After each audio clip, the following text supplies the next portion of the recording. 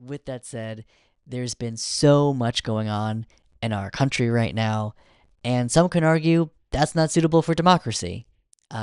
Cuts to Medicaid are potentially on the chopping block. The fact that we have a co-president who created a Department of Efficiency to pretty much just lay off tons of federal workers and you know just pretty much revoke money that would save people's lives. Um, so as much as the chaos and the circus is back, it's having a real material impact on the people in our country. Um, so I don't know about you. I was definitely not thrilled in November with the results of the election. But with that said, I want to make sure that I can create a space where we can talk about these issues. I know that President Trump may not be everyone's favorite. Sure, he had 77 million votes. And VP Harris, she earned 75 million plus votes.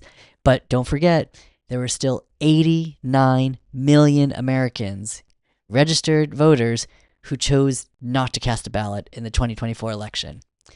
That's why I'm creating the show. We need to be having these conversations, exploring the issues facing our democracy, and, kind of go under the hood and really see what makes our democracy work, how does our government function, but then even culturally, what issues are we prioritizing that maybe need a little more attention? What are things that could really move the needle, not in terms of just politics, but even just the advancement of human rights? There are so many things to get into, and I feel like this is the space to do that.